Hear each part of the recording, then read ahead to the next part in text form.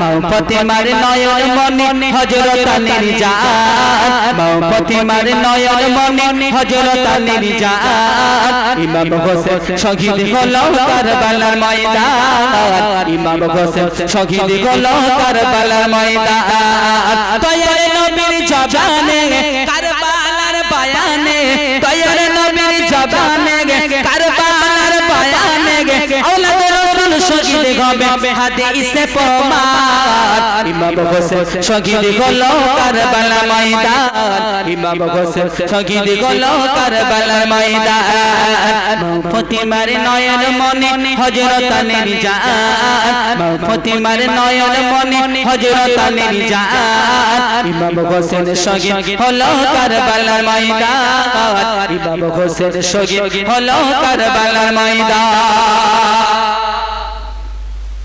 ঈদের দিনে নূতন পোশাক পরলো সকলে ঈদের দিনে নূতন পোশাক পরলো সকলে হাসান হোসেন কাঁদে না পোশাক দাও এনে দয়ার নবী করলো দোয়া ও গৌরবনা দয়ার নবী করলো দোয়া ও গৌরবনা জান্নাত হতে কুদরতি ওই পোশাক পাঠাও না লাল সবুজের সেই পোশাকে কারবালার নিশান ইমাম হোসেন শহীদ হলো কারবালার ময়দান ইমাম হোসেন শহীদ হলো কারবালার ময়দান ফাতেমার নয়ন মনে হযরত আলীর জান ফাতেমার নয়ন মনে হযরত আলীর জান ইমাম হোসেন শহীদ হলো কারবালার ময়দান ইমাম হোসেন শহীদ হলো কারবালার ময়দান লাল রঙের পোশাক গতে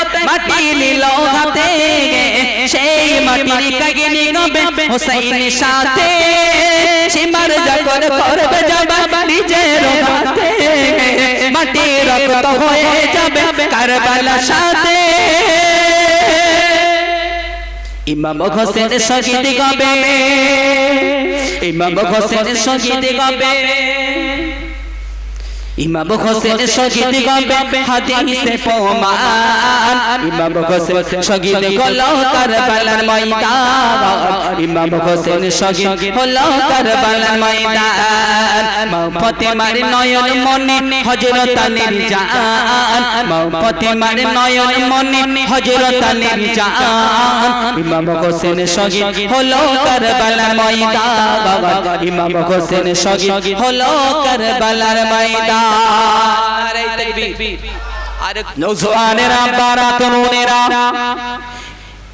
কুফাবাসীদের মধ্য থেকে একজন ব্যক্তি ইয়াজিদের দরবারে একটা চিঠি পাঠিয়ে দিল ইয়াজিদের দরবারে একটা পত্র লিখে দিল ও দামেস্কের গভর্নর ও দামেস্কের বাদশা ইয়াজিদ তুমি কি খবর রাখো না তোমার কাছে কি কোনো খবর নাই কেন না কুফার জমিনে কুফা নগরীতে ইমাম হুসাইন রাদিয়াল্লাহু তাআলা আনহুমার পক্ষ থেকে একজন প্রতিনিধি পাঠিয়ে বায়াত নেওয়া হচ্ছে ইতিপূর্বে 40,000 মানুষ ইমাম হুসাইনের পক্ষে বায়াত নেওয়া হয়ে গেছে যদি তোমার মনে হয় তোমার রাজত্বটা তুমি ঠিক রাখবে তোমার রাজত্বটা তুমি ধরে রাখবে তাহলে শিগগিরই যাও চলে যাও তুমি শিগগিরই করে নুমান বীর বশিরকে পদচ্যুত করে সরিয়ে দিয়ে অন্য কাউকে কুফার গভর্নর নিযুক্ত করো আচ্ছা চালটা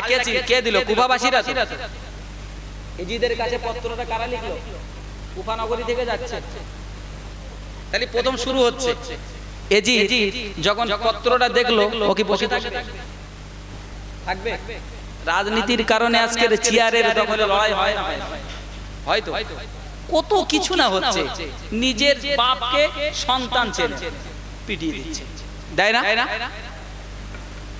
বাপ সন্তানকে দেখে না ভাই ভাইকে দেখে না রাজনীতির কারণে চলছে তাহলে আজকের সেখানে তো একটা চেয়ারের দখল আছে ইয়াজিদ কেন শুনছেন ইয়াজিদ সাথে সাথে নুমান বিন বশিরকে সরিয়ে ইবনে জিয়াদকে দায়িত্ব দিল ইবনে জিয়াদকে দায়িত্ব দেওয়ার পরে বলল কড়া হাতে মুসলিম বিন আকিলকে জব্দ করো মুসলিম বিন আকিল হুজুরকে হানি বিন উরওয়া কিছু সেনা পাঠিয়ে ওনাকে হুমকি দেওয়া হলো। মুসলিম বিন আকিল হুজুর আমার 40,000 সেনাবাহিনী নিয়ে কুফা রাস বিরাসাত ঘেরাও করলেন। নওজোয়ানের আব্বারা, ও নওজোয়ানের যুবকের আব্বারা, ওই সময় মুসলিম বিন আকিল হুজুর আমার 40,000 বায়াত নিয়ে ইমাম হুসাইন রাদিয়াল্লাহু তাআলা আনহুমার পক্ষে যারা বায়াত নিয়েছিল ওই সমস্ত সেনাদেরকে নিয়ে রাজপ্রাসাদটা ঘেরাও করলেন। যদি মুসলিম বিন আকিল হুজুর আমার ওই সময় মনে করতেন সমস্ত রাজপ্রাসাদটা গুড়িয়ে এক জায়গায় করে দিতে পারতেন, কিন্তু না, তিনি বললেন আমি এখানে ফিতনা করতে আসি না, আমি এখানে অশান্তি করতে আসি না। ওই সময় ইবনে জিয়াদ সমস্ত রাজপ্রাসাদের গভর্নরের সমস্ত রাজপ্রাসাদের দরজা জানলাগুলো আটকিয়ে দিল। আটকিয়ে দেওয়ার পরে যে কিছু সংখ্যক মানুষ ইমাম হুসাইনের পক্ষে যারা বায়াত নিয়েছিল সেই কিছু সংখ্যক মানুষ রাজপ্রাসাদের মধ্যে ছিল, তাদেরকে হুমকি দিতে লাগলো যে এজিদের পক্ষ থেকে আরো সেনা পাঠানো হবে, তোমাদের সকলকে হত্যা করা হবে। বিভিন্ন ভাবে হুমকি ধুমকি দিতে লাগলো।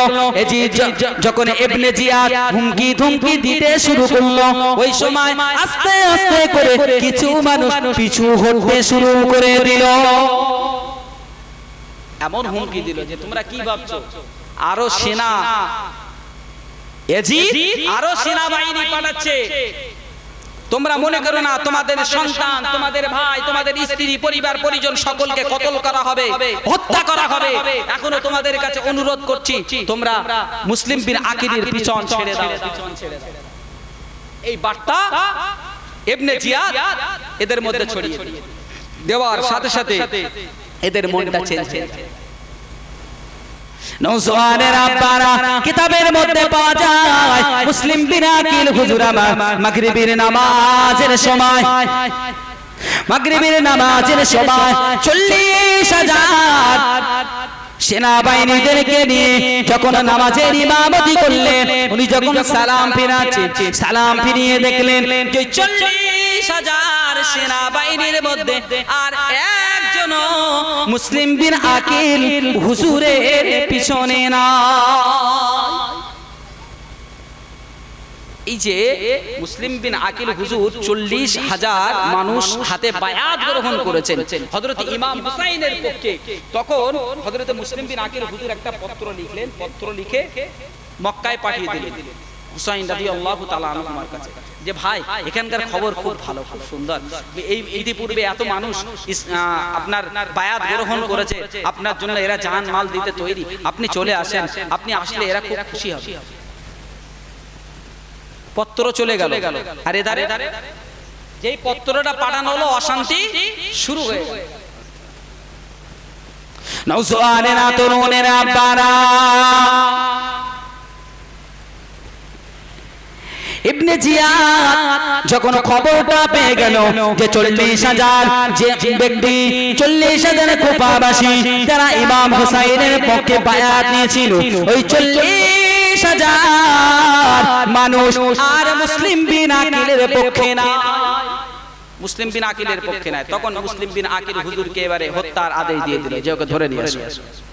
মুসলিম বিন আকিল হুজুরকে সমস্ত মানুষ তাদের আশ্রয় বন্ধ করে দিল, রাতের অন্ধকারে লোকের দুয়ারে দুয়ারে ছুটেছে, লোকের বাড়িতে বাড়িতে গিয়েছে, মা আমাকে থাকার জায়গা দাও, বাবা আব্বা আমারে থাকার জায়গা দাও, কিন্তু দেয়নি, কেউ দেয়নি কুফাবাসীরা।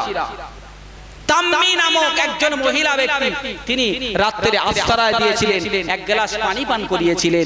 মুসলিম বিন আকিল হুজুরকে ধরে আনতে গেলেন সবাই, মুসলিম বিন আকিলকে ধরে আনতে গেলেন, তখন মুসলিম বিন আকিল হুজুরকে ধরে আনতে যে এত বিশ্রী ভাষা ব্যবহার করলেন যে হুজুর রেগে যেয়ে বললেন, আমি মুসলিম বিন আকিল হেরে যাওয়ার পাত্র নই, তোমরা মনে করো না যে আমি মুসলিম বিন আকিল একা, তোমরা যা বলবে যা করবে আমি মেনে নেব, আমিও তরবাল চালাতে জানি, আমি তরবাল চালাতে জানি, আমাকে একা ভেবো না। এই করতে করতে বাক বিতণ্ড হতে হতে এক সময় এক পর্যায়ে দেখা গেল ইবনে জিয়াদের সৈন্যদের মধ্যে থেকে যুদ্ধ লেগে গেল, আর একা মুসলিম বিন আকিল হুজুর, যুদ্ধ করতে করতে লড়াই করতে করতে কয়েকজনকে হত্যা করে ফেলল মুসলিম বিন আকিল হুজুর। একটা পর্যায়ে সে ঢাল তলোয়ারটা ভেঙে গেল, তবু উনি যুদ্ধ করতে লাগলেন। সাথে সাথে ইবনে জিয়াদ খবর পাঠালো যে ওরকম বোকামো মুসলিম বিন আকিলের সঙ্গে করতে যেও না, তোমরা পেরে উঠবে না ওর কাছে, যাও বুদ্ধিমত্তার সঙ্গে ওকে আমার কাছে নিয়ে এসো, আমার দরবারে নিয়ে এসো। একজন কূটনীতিবিদকে পাঠিয়ে দিল, সে গিয়ে বলছে মুসলিম বিন আকিল হুজুর, এরা তো বোকা, এরা তো বোকা, এরা জানে না যে আহলে বায়তের সঙ্গে কি ব্যবহার করতে হয়, কেমন ভাবে ব্যবহার করতে হয়। আসলে আমাদের গভর্নর আপনার সঙ্গে যুদ্ধ করতে বলেনি, আপনাকে দাওয়াত দিয়ে মেহমান হিসাবে আপনাকে দরবারে নিয়ে যেতে বলেছে। আরে কমবক, বেয়াদব, বেহায়া, এরা বুঝতে পারেনি আপনার সঙ্গে যুদ্ধে লিপ্ত হয়ে গেছে। তা আপনি কিছু মনে করবেন না হুজুর, আপনি চলেন আমাদের গভর্নরের কাছে চলেন।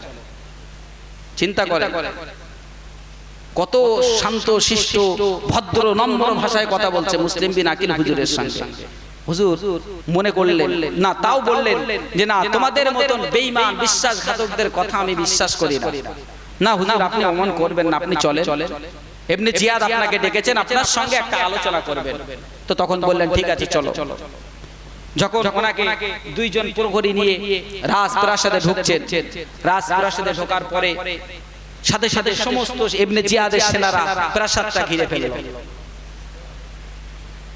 নওসওয়ানেরা তরুণেরা আব্বারা ও সোনার মানিকেরা রণকৌশল করে কূটনীতিক বুদ্ধি দিয়ে যখন মুসলিম বিন আকিল হুজুরকে রাজপ্রাসাদের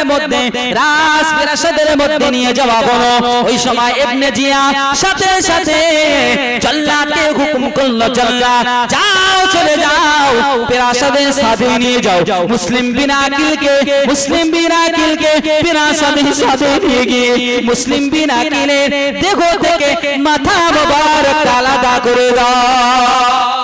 আল্লাহু আকবার, মাথা মোবারক আলাদা করে দাও, ওকে আর বাঁচিয়ে রাখা যাবে না। নওজওয়ানের আব্বারা সোনার মানিকেরা, ইবনে জিয়াদ গভর্নরের হুকুম যখন হয়ে গেল, ওই সময় জল্লাদ ওই মুসলিম বিন আকিল হুজুরকে প্রাসাদের সাথে নিয়ে যাওয়া হলো।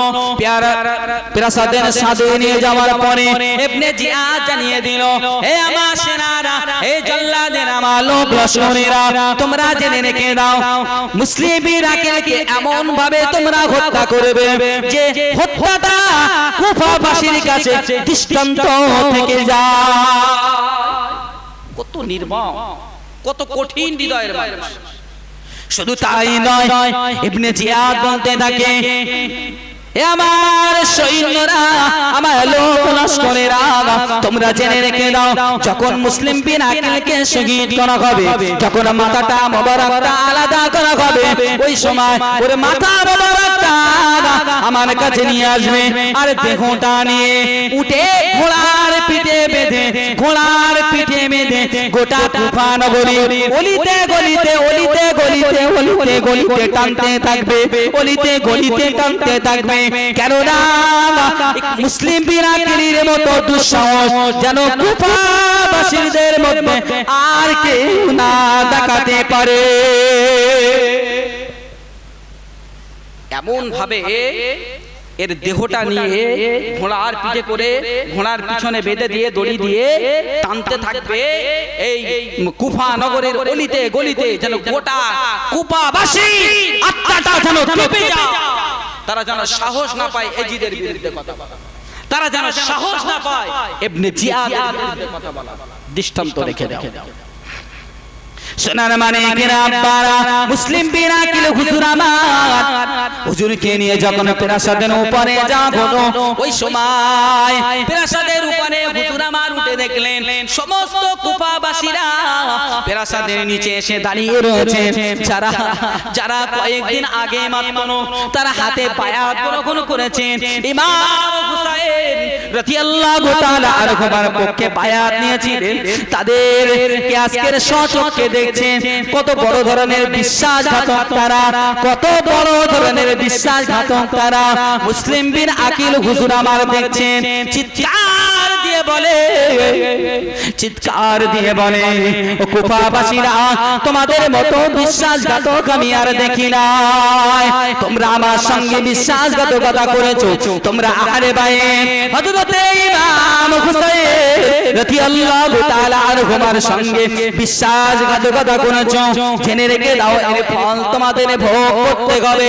তবে তিনটে কথা আমি তোমাদেরকে জানিয়ে যাই, তিনটে শর্ত আমি তোমাদেরকে বলে যাই।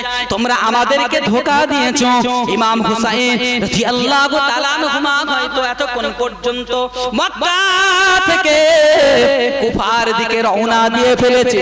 তোমরা একটা কাজ করো, যদি কিঞ্চিত পরিমাণ আহলে বাইতের ভালোবাসা মহাব্বত যদি তোমাদের অন্তরে থাকে, তাহলে একটা পত্র লিখে ইমাম হুসাইনকে কুফায় আসতে নিষেধ করো। একটা প্রথম শর্ত দিলেন যে একটা পত্র লিখে অন্তত পক্ষে ইমাম হুসাইনকে কুফা আসা থেকে তোমরা আটকে দাও। তোমরা তাকে আসতে দিও না। তাকে আসার কথা বলে আমাকে বিপদে ফেলেছো, আর আহলে বায়াত তিনি আছেন, তাকে আর বিপদে ফেলো না। দ্বিতীয় নম্বরে বলতে লাগেন, হে কুফাবাসীরা, আমার এই ঢাল তরোয়ারটা তোমরা বিক্রয় করে দেবে। তোমরা বিক্রয় করে আমাদের ঢাল তরোয়ারটা বিক্রয় করে যে অর্থটা পাবে, যে টাকাটা পাবে, এই অর্থ দিয়ে আমি কিছু মানুষের কাছে ঋণী আছি, আমি ঋণী আছি, এই ঋণটা তোমরা পরিশোধ করে দেবে। তৃতীয় নম্বরে বলল, যখন ইবনে জিয়াদ আমার মাথা মোবারকটা থেকে দেহ থেকে যখন মাথা মোবারকটা আলাদা করে দেবে, তখন আমার দেহ মোবারকটা নিয়ে তোমরা দাফন কাফনের কাজ সমাপ্ত করবে। এই তিনটে কাজ শেষ মুহূর্তে বলে গেলেন। ওই সময় ইবনে জিয়াদ কুফাবাসীদের লক্ষ্য করে বলে, কুফাবাসীরা সাবধান হয়ে যাও। তোমরা যদি মুসলিম বিন আকিলের এই তিনটে শর্তের একটা শর্ত যদি তোমরা মানো, একটা শর্ত যদি তোমরা আদায় করো, তাহলে তোমাদের ঘরের সন্তান আদি গুলোকে আমি বর্ষার আগায় তুলবো, তাদেরকে হত্যা করব, নির্মম পরিণতি হবে তোমাদেরকে। সাবধান হয়ে যাও, তোমরা কোনোভাবে মুসলিম বিন আকিলের সহযোগিতা করবে না। আল্লাহু আকবার। চিন্তা করে যে কতটা পাষণ্ড হৃদয় একটা মানুষ মৃত্যুর সময় তিনটে ওসিয়াত করলেন। ওসিয়াত উপস্থিত জনগণ মানবে কি না মানবে পরের কথা, তার আগে ইবনে জিয়াদ বলতে, সাবধান, হুঁশিয়ার, তোমাদেরকে কতল করা হবে, পরিবার পরিজন সন্তান সন্তানাদি সকলকে কতল করা হবে, সাবধান থাকো। কোনোভাবে তোমাদেরকে ছেড়ে দেওয়া হবে না, মুসলিম বীর আকিলের কোন শর্ত মানা হবে না। একটু দুরূদ শরীফ আল্লাহুম্মা সাল্লি আলা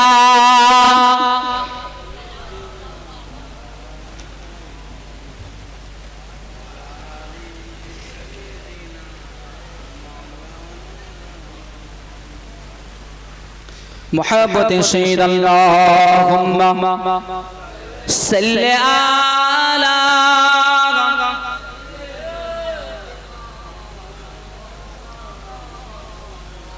وعلى آل سیدنا। আবার সোনার মালিকেরা যারা এদিক ওদিকে আছেন, একটু মেহেরবানি করে আসেন সবাই। অল্প সময় আর আপনাদের কাছে থাকবো। যারা রাস্তায় আছেন আমার যুবক ভাইরা, আমার সোনা ভাইরা, চলে আসেন, মাহফিলে বসেন। সত্যি খুব দুঃখ লাগে, এই পরিবেশ থেকে আমরা কিন্তু কোনোভাবে বার হতে পারি না। এই জলসা দেব কিন্তু আমরা শুনবো না। এটা খুব একটা বাজে অভ্যাস আমাদের মধ্যে রয়ে গেছে, খুব বাজে অভ্যাস।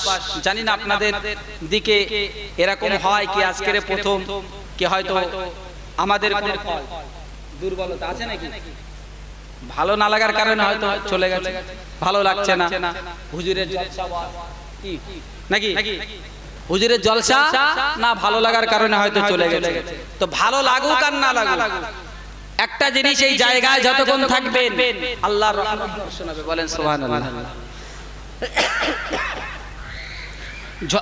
জি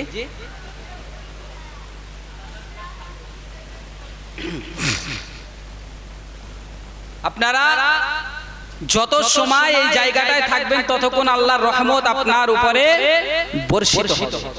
অতএব এই রহমত ছেড়ে দিয়ে আপনি যদি অন্যদিকে চলে যান তো আমার কিছু করার নেই, তাহলে কপাল ফাটা মনে করতে হবে। আমি ওই জন্য বলেছি হুসাইন প্রেমিক করকম বলেছি, প্রথমে উঠে বলেছি তো বাপ, হুসাইন প্রেমিক হযরত হুসাইন রাদিয়াল্লাহু তাআলা আনহুর ভালোবাসার মানুষ কত রকমের হয়। এক ধরনের মানুষ আছে বিরাট ভালোবাসে, মুখে বলে বিরাট ভালোবাসে হযরত হুসাইন রাদিয়াল্লাহু তাআলা, কোনো কথা না, জলসা দিতেই হবে, অথচ সে শুনবে না। পড়ে আছে মৃত অবস্থায়, আমার উটটা পড়ে আছে, তার পাশে একটা বৃদ্ধা বসে আছে। আমি বৃদ্ধাকে জিজ্ঞাসা করলাম, ও বাপ জান, আমার বাবাজি, আমার উটটা কেন মরে পড়ে আছে, মৃত অবস্থায় কেন আছে, আপনি কি একটু বলতে পারেন? ওই সময় বৃদ্ধা আমাকে বলতে থাকে, এই উট কি তোমার? এই উট আমার বাগানে ঢুকে আমার ফসলগুলো ক্ষতি করছিল বলে আমি একটা পাথর দিয়ে আঘাত করেছি, সেই পাথরের আঘাতে তোমার উটটা মারা গিয়েছে। ওই সময় যুবকটা রাগান্বিত হয়ে গেল, রেগে গেল। মরুভূমির উচনে, মরুভূমির উপর দিয়ে চলাচল করতে গয় যানবাহন পাওয়া যায় না, গাড়ি ঘোড়া পাওয়া যায় না। আমাদের মতো বাইক, মোটরসাইকেল, চার চাকা তো এভেলেবেল ছিল না সোনার মানিকেরা।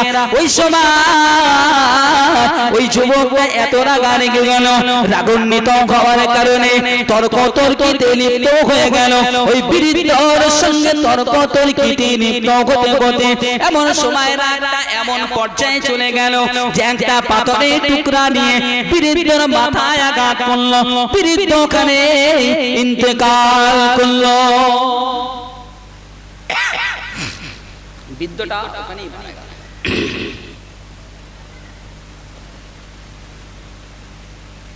নওজোয়ানের আব্বারা, আমিরুল মুমিনিন, খলিফাতুল মুসলিমিন হযরত ওমর রাদিয়াল্লাহু তাআলা আনহু হুজুর আমার বলেন, এ বাবা যুবক, তোমার উটটা মেরে ফেলেছে, তোমার উটটা মারা গেছে, মরে গেছে।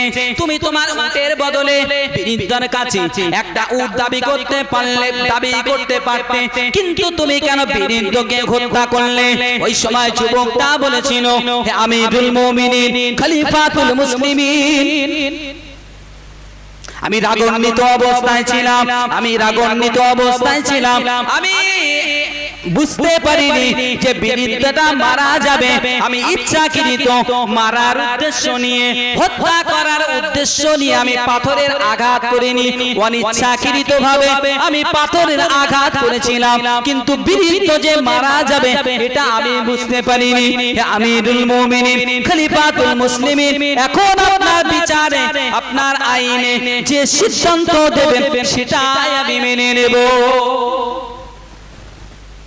যুবক হযরত ওমর ফারুক, যেহেতু তিনি হলেন খলিফা, তার সিদ্ধান্ত,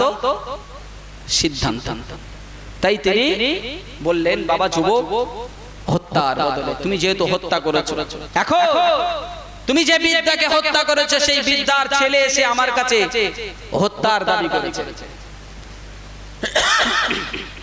তোমাকে হত্যা করতে হবে। এখন আমি কি করব? এখন তো আমার কিছু করার নেই, ওই জন্য তোমাকে এখন আমাকে হত্যার আদেশ দিতে হবে। তো হযরতে ওমর ফারুক রাদিয়াল্লাহু তাআলা আনহু ওই যুবককে হত্যার আদেশ দিল। তো ওই যুবক তখন আমিরুল মুমিনিন হযরত ওমর হুজুরের কাছে বললেন, হুজুর, আমি তো এসেছিলাম, সফরে এসেছিলাম হুজুর, আমার বাড়ি তো অনেক দূরে, সেখানে যেতে হবে, কিছু মানুষের আমানত আছে আমার কাছে, কিছু মানুষের কাছে আমি ঋণী আছি, সেগুলোকে দিতে হবে, আমানতের মালগুলো, গচ্ছিত মালটা পৌঁছে দিতে হবে হুজুর, একটু সময় আমাকে দেন। আচ্ছা বলে ওই জায়গায় আমি হয়তো যাব, আমার কাছে আমানত থাকে, সম্পদ থাকে, তখন মনে হবে যে আমি তো যাব দুনিয়াতে, অন্তত ওগুলো থাকলে আমার মনে, আমরা যে মুসলমান হবে না মনে হবে। আবার কি আমি যে সেই তো আমাকে আমাকে হত্যা করা হবে। আমি যদি এখন ফিরে যাই, যারা আমার কাছে পাওনাদার আছে তারা আমাকে এসে টাকা পয়সা যা পায় তারা এসে আমার কাছে চায়, অতএব যাওয়ার দরকার নেই, যা হয় এখানে হয়ে যাক। কিন্তু না, তিনি চাইলেন আল্লাহর দরবারে জবাব দিতে, আল্লাহর কাছে জবাব দিতে হবে। এটা হতে পারে। চলে গেলেন, চলে যাওয়ার জন্য আদেশ চেয়েছেন, কিন্তু হযরত ওমর ফারুক বললেন, তোমাকে কিভাবে আমি যেতে পারি? তোমার আমি চিনি না, জানি না, তুমি যদি না আসো। তো যুবকটা চুপ করে দাঁড়িয়ে রইলেন, কি হবে উপায়? আমার কি যাওয়া হবে না? আমার আমানতের মালগুলোকে ফিরিয়ে দেওয়া হবে না? নওজওয়ানের আব্বারা ওই সময় আল্লাহর নবীর একজন সাহাবা হযরত আবু যর গফারি রাদিয়াল্লাহু তাআলা আনহু হুজুর আমার উঠে দাঁড়িয়ে গেলেন, বললেন, আমিরুল মুমিনিন খলিফাতুল মুসলিমিন হযরত ওমর রাদিয়াল্লাহু তাআলা আনহু, হুজুর ওই যুবককে আপনি ছেড়ে দেন। ওই যুবকের হয়ে আমি আবু যর গফারি আপনার কাছে জামিনদারি থাকলাম। আর একটু জোরে হবে না? মুহাব্বতের শহীদ হয় না? আল্লাহর রাসূলের সাহাবা শিক্ষা দেখেন, সোহবাত কার পেয়েছে, কেন তানারা চেনা নাই, জানা নাই, হঠাৎ চলে আসে হযরতে আমিরুল মুমিনিন খলিফাতুল মুসলিমিন যাওয়ার অনুমতি দিলেন। যুবকটা বেরিয়ে গেল, তড়িঘড়ি বেরিয়ে গেল। সংক্ষেপ করে বলবো, সময় বেশি নেই। বেরিয়ে গেল, সাথে সাথে বেরিয়ে যাওয়ার পরে জুমার দিন নির্ধারিত হয়েছে যে ওই যুবকটা ফিরে আসবে, আসার পরে ওকে মৃত্যুদণ্ড দেওয়া হবে। জুমার দিন যথারীতি হাজির হয়ে গেছে, যুবকের দেখা না।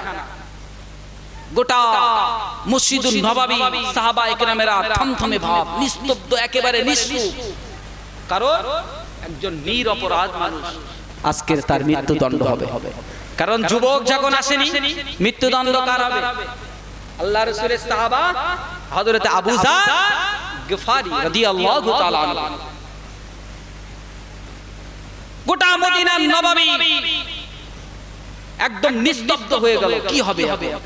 নিরপরাধ মানুষ, আল্লাহর রাসূলের সাহাবা, তিনি আজকের মৃত্যুদণ্ড পাবে, কি করে হবে, কি করে সম্ভব?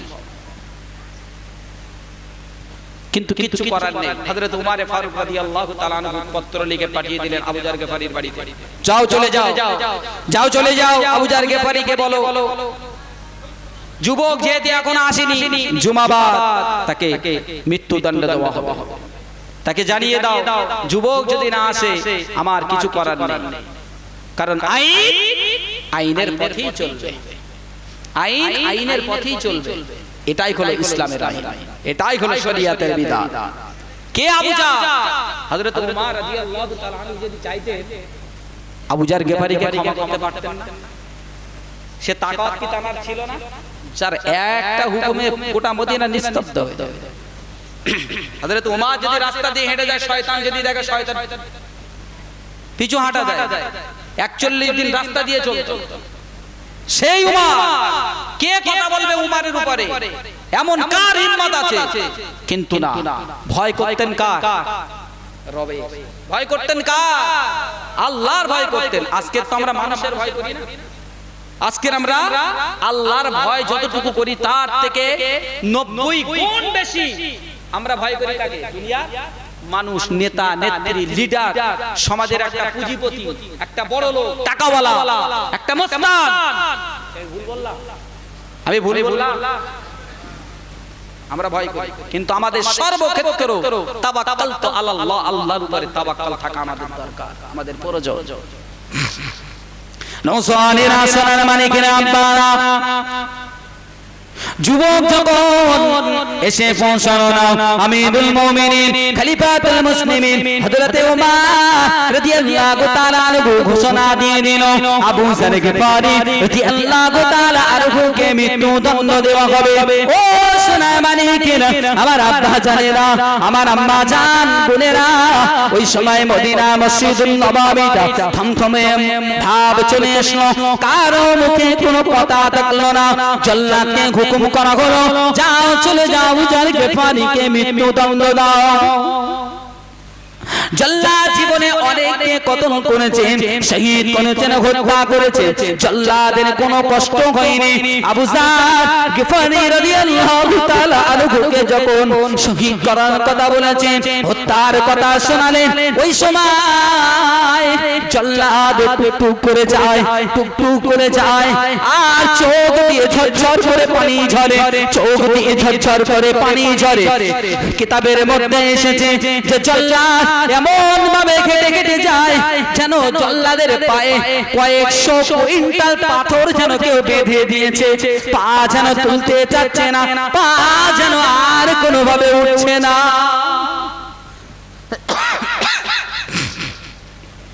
পা এত কষ্ট, এত বেদনা তিনি পাচ্ছেন। এমন সময় দেখা যায় যে মরুভূমির বালুর উপর দিয়ে ঝড়ের গতিতে যেন কেউ একজন আসছে।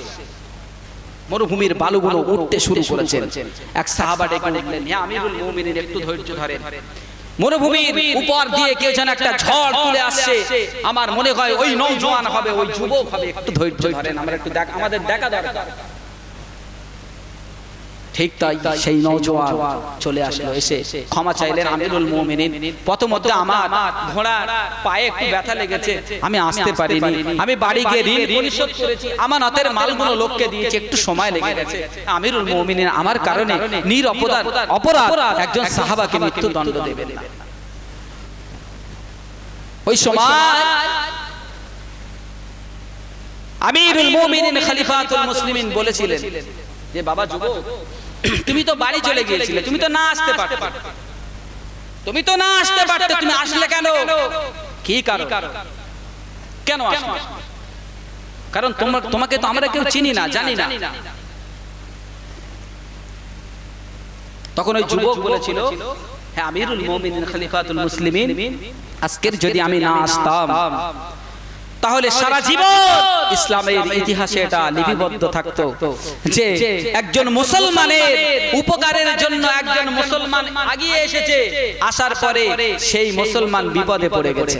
বলেন না সুবহানাল্লাহ। বিচক্ষণ দেখেন কেমন শরীয়তটা তারা কেমন মানতেন, ইসলামের মান মর্যাদা সম্পর্কে কতটা চিন্তা করতেন। যে আমার কারণে আবু যার গিফারি আমাকে আগে এসে আমাকে উপকার করলেন, আর আমি তাকে বিপদে ফেলব। এটা শরিয়ত সারা জীবন জানবে, এটা পৃথিবীর মানুষ সারা জীবন মনে রাখবে। আমি এটা হতে দিতে পারি না। হযরত উমর ফারুক রাদিয়াল্লাহু তাআলা আনহু আবু যার গিফারিকে জিজ্ঞাসা করলেন, আবু যার গিফারি, আপনি কেন এই যুবককে চেনা নেই, জানা নেই, আপনি কেন এর উপকার করতে গেলেন? আর কিছুক্ষণ সময় গেলে তো তোমাকে মৃত্যুদণ্ড দিতে হতো, তুমি কেন আগিয়ে গেলে? আবু যার গিফারি রাদিয়াল্লাহু তাআলা আনহু বলেন যে আমি যদি আজকে আগিয়ে না যেতাম, এটা ইতিহাসে থেকে যেত এক মুসলমান বিপদে পড়েছে আর কোন মুসলমান তার সাহায্যের জন্য আগিয়ে যায়নি। বলেন না সুবহানাল্লাহ। হিসাবটা বোঝেন। আজকে আমরা মুসলমান হয়ে মুসলমানের উপকারে আসি, ভালো করে চিন্তা করে। মুসলমান যদি আজকে আমার ভাই বিপদে পড়ে আমি যাই, আমার বাপ বিপদে পড়লে যাই, আমার চাচা বিপদে পড়লে আমি যাই, আছে না নেই? আমাদের মধ্যে আছে তো? নেই? আছে। যদিও আমরা মানুষের কাছে উপকৃত হই, উপকার নেই, কিন্তু তাকে আবার গাড্ডায় ফেলে দিই, বিপদে ফেলি না, ফেলে দিই। নওজওয়ানেরা, তরুণেরা, বারারা, ওসমান মালিকেরা, আল্লাহ নবী সাহাবা, আমিরুল মুমিনিন খলিফাতুল মুসলিমিন হযরত ওমর ফারুক রাদিয়াল্লাহু তাআলা আনহু যখন দুজনের কথোপকথনটা শুনলেন, দুজনকেই জিজ্ঞাসা করলেন। ওই সময় ওই বীরিদা, যে বীরিদাটা মারা গিয়েছিল, ওই বীরিদা ছেলে, ওই যুবকটা যখন আমিরুল মুমিনিন খলিফাতুল মুসলিমিন হযরত ওমর রাদিয়াল্লাহু তাআলা আনহুকে বলতে থাকে, হে আমিরুল মুমিনিন, হে আমিরুল মুমিনিন খলিফাতুল মুসলিমিন, আমার দেওয়া অভিযোগটা আমি তুলে নিলাম।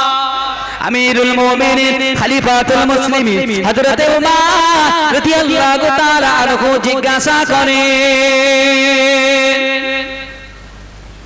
এ বাবা যুবক, তুমি প্রথমে আমার কাছে এসেছিলে তোমার পিতার হত্যার বিচার নেওয়ার জন্য। তুমি এতটা দিন অপেক্ষা করলে, আজ কেন মৃত্যুদণ্ড দেওয়া হবে এই যুবককে? আর তুমি কেন তোমার দেওয়া অভিযোগটা তুমি উইথড্র করে নিচ্ছ? তুমি কেন তুলে নিচ্ছ? তুমি কেন উঠিয়ে নিচ্ছ বাবা? যদি দেখতো আমাকে বলতে। ওই সময় যুবক বলেছিল, হে আমিরুল মুমিনিন খলিফাতুল মুসলিমিন উমর ফারুক রাদিয়াল্লাহু তাআলা আনহু, আমি চাই না ইসলামের ইতিহাসে এটা লিপিবদ্ধ থাকুক যে একটা মুসলমান, একজন মুমিন, একটা মুমিন অনিচ্ছাকৃতভাবে কোন মানুষকে হত্যা করার কারণে, স্বীকার করার পরেও, আত্মসমর্পণ করার পরেও সেই ব্যক্তিকে পুনরায় হত্যা করা হয়েছে। ওই জন্য আমি ওই যুবকের অভিযোগটা আমি তুলে নিলাম। আর একটু জোরে হবে না? আর একটু মহব্বতের সহিত সবাই মিলে হবে না? সুবহানাল্লাহ। নারায়ে তাকবীর, নারায়ে তাকবীর, নারায়ে তাকবীর। সিলসিলায়ে হক মুসাদ্দিদুস সাবা, সিলসিলায়ে হক মুসাদ্দিদুস সাবা, নারায়ে তাকবীর। প্যারা হাজিরিন, এই কিসাস, এটাই হলো কি কিসাস। যে পিতাকে হত্যা করেছে, ছেলে ওলি হিসাবে এসেছে যে আমার পিতাকে হত্যা করেছে, আমিও হত্যা চাই। কিন্তু শরিয়াতের শিক্ষা, শরিয়াতের জ্ঞানগুলো একটু আমাদের উপলব্ধি করতে হবে। শিক্ষণীয় বিষয়গুলো দেখেন যে একটা মুসলমান বিপদে পড়লে আমরা এগিয়ে যাই না। আবার একটা মুসলমান যখন আমাকে উপকার করতে আসে, একটা মুসলমান যখন তার দ্বারা আমি উপকৃত হই, আবার কিছু সময় পরে, কিছুদিন পরে, কিছু বছর পরে সেই মুসলমানকে, সেই ইমানদারকে আমি একজন মুসলমান হিসাবে কিভাবে বিপদে ফেলে, কিভাবে আমি তাকে গাড্ডায় ফেলে দিই, গর্তে ফেলে দিই কিভাবে? এটা মুসলমানের পরিচয় নয় শোনা, এটা ইমানদারের পরিচয় নয়। তাই সর্বদা আমাদের মুসলমানের উপকারে আমাদের যেতে হবে এবং তার উপকারটা আমাদেরকে মনে রাখতে হবে। শরিয়াতের আমি যে কথা বলছিলাম যে ইমাম হুসাইন রাদিয়াল্লাহু তাআলা আনহু, তাই তো? ইমাম হুসাইন রাদিয়াল্লাহু তাআলা আনহু 60 হিজরি সনে যখন আমিরে মুআবিয়া রাদিয়াল্লাহু তাআলা আনহু, একজন সাহাবা, আল্লাহর রাসূল জলিলুল কদর সাহাবা, ইন্তেকাল করলেন। এজিদ আসনে বসলেন। বসার পরে উনি এবারে চিন্তা করলেন যে প্রচার করতে শুরু করলেন যে এখন বর্তমান খলিফা প্রতিনিধি এজিদ। তো এজিদের হাতে এখন সবাইকে বায়াত গ্রহণ করতে হবে। অনেক আল্লাহ রাসূলের সাহাবারা ছিলেন, কিন্তু থাকার পরেও তারা এজিদের হাতে বায়াত দিয়েছিলেন। ভয়ে প্রতিবাদ করতে পারে, প্রতিবাদ করার ক্ষমতা ছিল না। কি হলো বাবা, চলে যাচ্ছে? প্রতিবাদ করার মতো ক্ষমতা ছিল না, দুর্বল ছিল, মজলুম ছিল। তো সর্বদা কিন্তু সতর্ক বার্তা দিয়ে গিয়েছিলেন হযরত আমিরে মুআবিয়া এজিদকে যে সাবধান থেকো ইমাম হুসাইন থেকে, সাবধান থেকো। তবে হ্যাঁ, তাকে সম্মানের দৃষ্টিতে দেখো। তবে হ্যাঁ, তার সঙ্গে বেয়াদবি করতে যেও না, তিনি আহলে বায়াত। কিন্তু সমস্ত জ্ঞান ওসিয়াতকে উপেক্ষা করে এজিদ তাকে শেষ পরিণতি শহীদ করেছিলেন। কিন্তু এর পূর্বে অনেক ঘটনা আছে, আমি কটা বলবো। আমি সে কথা প্রথমে বলেছি। হযরত ইমাম হুসাইন রাদিয়াল্লাহু তাআলা আনহু মদিনায় আছে, দামেস্কের মসনদে বসেছেন কে? এজিদ। এজিদ যখন বসেছেন, ওখানে খবর চলে গেল ইমাম হুসাইন সহ আর অন্যান্য সাহাবাদেরকে আমার হাতে বায়াত নিতে হবে। ইমাম হুসাইন রাদিয়াল্লাহু তাআলা আনহুমার সঙ্গে আলোচনা হলো। ইমাম হুসাইন রাদিয়াল্লাহু তাআলা আনহু বললেন, আমি বায়াত নিতে পারবো না, কারণ আমি আহলে বায়াত। উনি বায়াত নিলেন না। বাইরে চলে আসেন আলোচনা সভা ছেড়ে বাইরে এসে উনি চিন্তা করলেন মদিনায় থাকাটা আমার পক্ষে আর সমীচীন নয়, ভালো না। আল্লাহ রাসূল সাল্লাল্লাহু আলাইহি যেমন মক্কা কাফের মুশরিকদের অত্যাচারের ভয়ে সহ্য না করতে পেরে, বেদনা কষ্ট সহ্য করতে না পেরে মদিনায় হিজরত করে গিয়েছিলেন। আল্লাহ রাসূল পর্দা নেওয়ার পরে তার কলিজার টুকরা আহলে বাইত, তার কলিজার টুকরা নয়নের পত্নী ইমাম হুসাইন এজিদের ওই কুলাঙ্গার দুরাত্মা পাপিষ্ঠর জন্য মদিনা ছেড়ে নানাজানের রওজা মোবারকটা ছেড়ে দিয়ে আবার মক্কায় হিজরত করেছিল। ওই দুরাত্মা ওনার ভয় না, উনি চাননি যে এই মদিনাতে কোনো অশান্তি হোক, উনি চাননি মদিনাতে ফিতনা তৈরি হোক আমার কারণে। ওই জন্য উনি নানাজানের মাজারের পাশে গেলেন, হাবিবের নবীজি মাজারের পাশে যে সমস্ত ঘটনাগুলো বলার পরে উনি চলে আসলেন রওনা দিনে পরিবার পরিজন সহ বাচ্চা কাচ্চা স্ত্রী পরিজন যারা ছিলেন সকলকে নিয়ে কোথায় আসলেন? মক্কায়, মাকামে ইব্রাহিম, হাতিবে কাবা। এই জায়গায় ইবাদত বান্দিগিতে মগ্ন হয়ে গেলেন। নওজওয়ানেরা আব্বারা সোনার মানিকেরা,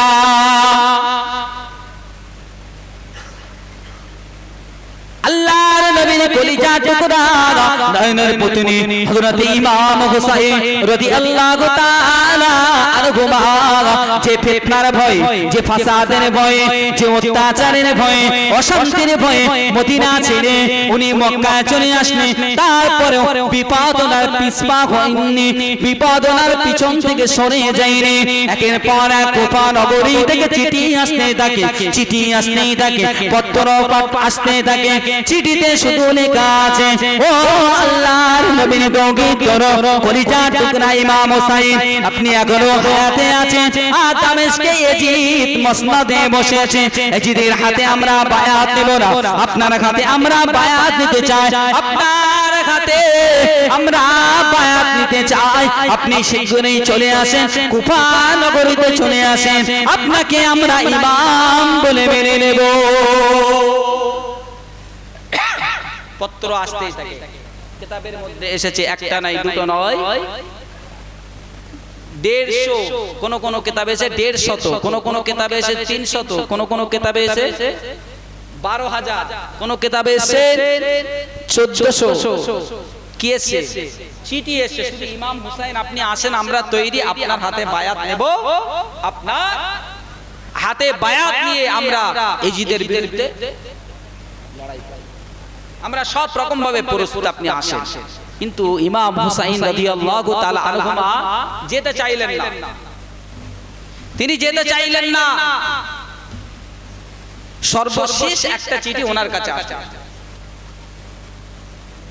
নওজওয়ান আব্বারা সোনার মানিকেরা, ওই চিঠিটাই লেখা আছে, ও আল্লাহর নবীর কলিজা টুকরা, আল্লাহর নবীর পবিত্র ওই ইমাম হুসাইন রাদিয়াল্লাহু তাআলা আনহুমা, আমরা কুফাবাসীরা এত চিঠি আপনার কাছে দেখছি, এত পত্র দেওয়ার পরেও আপনি আমাদের কাছে আসছেন না।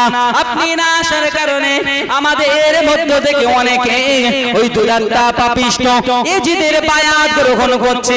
আপনি জেনে রেখে দেন, যদি আপনি না আসার কারণে এজিদের হাতে যদি বায়াত দিতে হয়, কিয়ামতের ময়দানে মাহশারের দিনে হাবিবের সম্মুখে, আল্লাহ তাআলার সম্মুখে আপনাকে যদি আমাদেরকে যদি ধরা হয়, আমরা আল্লাহর সম্মুখে হাবিবের সম্মুখে বলবো, হাবিবের সম্মুখে দাঁড়িয়ে বলবো, আমরা কুফাবাসীরা একের পর এক চিঠি পাঠানোর পরে, একের পর এক চিঠি পাঠানোর পরে আপনি আমাদের কাছে আসেননি, আপনার কাছে আমরা বায়াত নেবার কথা বলেছি, কিন্তু আমাদের কথায় আপনি কর্ণপাত করেননি।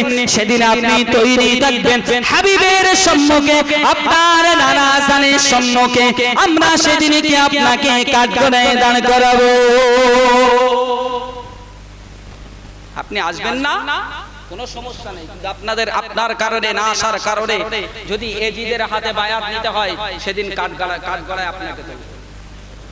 হযরত ইমাম হুসাইন রাদিয়াল্লাহু তাআলা আনহু ঝরঝর করে কাঁদে, ঝরঝর করে কাঁদে। মুসলিম বিন আকিল হুজুর আমার ইমাম হুসাইন রাদিয়াল্লাহু তাআলা আনহু কে জিজ্ঞাসা করে, ও ভাই ইমাম হুসাইন রাদিয়াল্লাহু তাআলা আনহু, কি হয়েছে ভাই, কেন তুমি ঝরঝর করে কাঁদো, কেন কান্নার কারণটা কি যদি একটু বলো। ওই সময় আল্লাহর নবীর কলিজার টুকরা আহলে বাইত হযরত ইমাম হুসাইন রাদিয়াল্লাহু তাআলা আনহু বলতে থাকে, ও ভাই মুসলিম বিন আকিল, কি বলবো ভাই, কুফা নগরী থেকে একের পর এক চিঠি আসতে থাকে, চিঠি আসতেই থাকে। আমি ইমাম হুসাইন কোন চিঠির উত্তর দিই না, কোন চিঠিকে কোন পত্রকে আমি আমল দিতে রাজি নয়, কিন্তু আজকের একটা চিঠি আমি পেয়েছি, যে চিঠিটা দেখে আমার হৃদয়টা কেঁপে উঠেছে, আমার হৃদয়টা ব্যথিত হয়েছে। কারণ এই চিঠিতে লেখা আছে, যদি আমার কুফায় না যাবার কারণে কুফা নগরীরা যদি পাপিষ্ঠ দুরন্তা এজিদের হাতে বায়াত নেয়, তাহলে কিয়ামতের ময়দানে মাহশারের দিনে আমার নানা জানের সম্মুখে আমাকে কাঠগড়ায় তোলা হবে, আমাকে কাঠগড়ায় তোলা হবে। ওই জন্য এই কষ্ট, এই দুঃখ, এই বেদনায় যে সেদিন আমি কি জবাব দেব, সেদিন আমার নানা জানকে আমি কি বলবো, ওই জন্য আমি কাঁদছি, ওই জন্য আমি খুব দুঃখ পাচ্ছি। ওই সময় মুসলিম বিন আকিল হুজুর আমার বলেছিলেন, ও ভাই ইমাম হুসাইন, ওই ইরাক ওই কুফাবাসীদের কথা আপনি শুনবেন না, কারণ ওরা বিশ্বাসঘাতক, ওদের কথার কোনো দাম নেই, ওরা যেদিকে পানি পড়ে সেদিকে ছাতা ধরে, ওদের কথা আপনি বিশ্বাস করবেন না ভাই, ওরা যা লেখে লিখুক, যা পত্র দেয় দিক, আপনি কিছু মনে করবেন না। ও ভাই ইমাম হুসাইন, আপনি যাবেন না, আপনি যাবেন না। ওই সময় ইমাম হুসাইন রাদিয়াল্লাহু তাআলা আনহু বলে, না ভাই আমি যদি না যাই, কিয়ামতের ময়দানে যদি আমার নানা জান আমাকে জিজ্ঞাসা করে যে ও আমার ইমাম হুসাইন, তোমার না যাবার কারণে কুফাবাসীরা এজিদের হাতে বায়াত নিয়েছিল, তারা ইসলাম থেকে বাহির হয়ে গিয়েছিল, শরিয়াত বিরোধী কর্মকাণ্ডের সঙ্গে লিপ্ত হয়ে গিয়েছিল, আমি ইমাম হুসাইন কি জবাব দেব? কাঁদতে থাকেন ঝরঝর করে। ওই সময় মুসলিম বিন আকিল হুজুর আমার বলতে থাকে, ভাই আপনি যখন একেবারেই শুনবেন না, একেবারেই মানবেন না, তবে আমি একটা কথা আপনাকে বলতে পারি, আপনার এখন যাবার দরকার নেই, প্রয়োজন নেই। আমি মুসলিম বিন আকিল, আমি মুসলিম বিন আকিল আপনার পক্ষ থেকে সর্বপ্রথম যাব, সর্বপ্রথম গিয়ে আপনার পক্ষ থেকে বায়াত নেব, সেখানকার পরিস্থিতি, সেখানকার খবর আমি সব কিছু জানার পরে, শোনার পরে আমি আপনাকে পত্র পাঠাবো, তারপরে আপনি কুফায় গমন করবে। এখন আপনার যাওয়ার কোনো দরকার নেই, এখন যাওয়ার দরকার নেই। আমি মুসলিম বিন আকিল আগে যাই, সেখানকার পরিস্থিতি দেখি, সেখানকার পরিস্থিতি দেখার পরে আমি আপনাকে পত্র লিখবো, তারপরে আপনি যাবেন। মুসলিম বিন আকিল হুজুর আমার যখন এই কথাটা বললেন, তো এই কথাটা ইমাম হুসাইন রাদিয়াল্লাহু তাআলা আনহুর মাথায় লাগলেন। উনি তখন অনুমতি দিলেন যে ঠিক আছে তুমি যাও, আমার পক্ষ থেকে বায়াত। হযরতে মুসলিম বিন আকিল হুজুর আমার কুফায় চলে গেলেন, একদম শর্টে বলবো কিন্তু কথাগুলো শুনবেন। কুফায় গেলে যাবার পরে, যদিও আমার পরবর্তী বক্তব্য একটু টাচ দিয়েছে বলে আমি কিন্তু কারবালার কথা বলেছি, খুব বেশি বলিনি। আমি কিন্তু এজিদ প্রসঙ্গ নিয়ে অন্য কোরআনের আয়াত দিয়েছি, হাদিস বলেছি, তাই তো? একটু খেয়াল করে শুনবেন। মুসলিম বিন আকিল হুজুর গেলেন, উম্মে হানি উরওয়া নামক একজন ব্যক্তি, মহিলা, ওনার ঘরে আশ্রয় নিলেন, গোপনে বায়াত গ্রহণ করাচ্ছেন। 40,000-এর অধিক মানুষ বায়াত নিয়েছেন, ইমাম হুসাইনের পক্ষে বায়াত নিয়েছেন 40,000 মানুষ। এখন ওই সময় কুফার গভর্নর ছিল নুমান বিন বশির। নুমান বিন কুফার গভর্নর কে ছিল একটু বলেন, গভর্নর কে ছিল? নুমান বিন বশির কুফার গভর্নর ছিল। নওজওয়ানেরা তরুণেরা আব্বারা যখন মুসলিম বিন আকিল হুজুর আমার 40,000-এর অধিক মানুষকে বায়াত গ্রহণ করিয়েছে, ওই সময় দেখতে পাওয়া যায় কুফাবাসীরা সেই পূর্বের ন্যায় শত্রুতা আবার শুরু করেছে। যে কথাটা ইমাম হোসাইন রাদিয়াল্লাহু তাআলা আনহুমাকে বলে গেলেন মুসলিম বিন আকিল হুজুর, যে ওরা বিশ্বাসঘাতক, এই কথাটা বলেছিল। কারণ ওরা আপনার আব্বাজানকে ডেকে নিয়ে গিয়ে তাকে শহীদ করেছে। আপনার ভাই ইমাম হুসাইনকে ওই কুফা নগরীদের কারণে শহীদ হয়েছে। ওদের বিশ্বাস করবেন না ভাই, ওদের বিশ্বাস করবেন না। ওরা বিশ্বাসঘাতক, ওরা বেঈমান, ওরা মানুষের মর্যাদা দেয় না। যখন যেদিকে পানি পড়ে ওরা সেদিকে ছাতা ধরে। ওদের কথা নেবেন না ভাই, অনুরোধ করছি। কিন্তু